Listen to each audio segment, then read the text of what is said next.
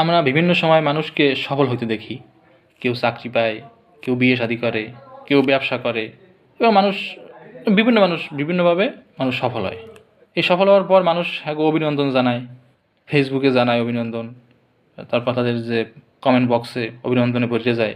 এখন এরা যে এই অভিনন্দন পায়, এই অভিনন্দন আরেকজনের অভিনন্দন পাওয়া দেখে কি আপনার হিংসে হয়? আপনিও কি তাদের মতো বাংলা এবং ইংরেজিতে অভিনন্দন পাইতে চান? একটা কাজ করলে আপনিও অভিনন্দন পাইতে পারেন। কাজটা হলো, আপনি যদি অভিনন্দন পাইতে চান তাহলে চাকরিতে আবেদন করেন। টাকা জমা দেওয়ার সাথে সাথে তারা আপনাকে অভিনন্দন জানাইবে। কপাল ভালো হইলে কংগ্রাচুলেশনও জানাইতে পারে। এখন অনেকে বলবেন যে এটা তো টাকা দিয়ে অভিনন্দন কেনা হইল, সমস্যা কি? আজকাল অনেকে টাকা দিয়া বিভিন্ন অনুষ্ঠানের সভাপতিও হয়। মানে মোটামুটি বলতে পারেন যে টাকা দিয়ে সে সভাপতি পদটা কিনছে। অতএব অভিনন্দন কেনাও খারাপ কিছু না। আমি তো এখন পর্যন্ত এইরকম অনেক অভিনন্দন কিনছি। আগে তো দাম বেশি আসলে, মানে চাকরিতে আবেদন করতে বেশি টাকা পয়সা লাগবে। এখন তো দাম কমাইছে, বলা যায় এখন সুলভ মূল্যে অভিনন্দন কেনা যাইতে আছে, মাত্র 200 টাকা।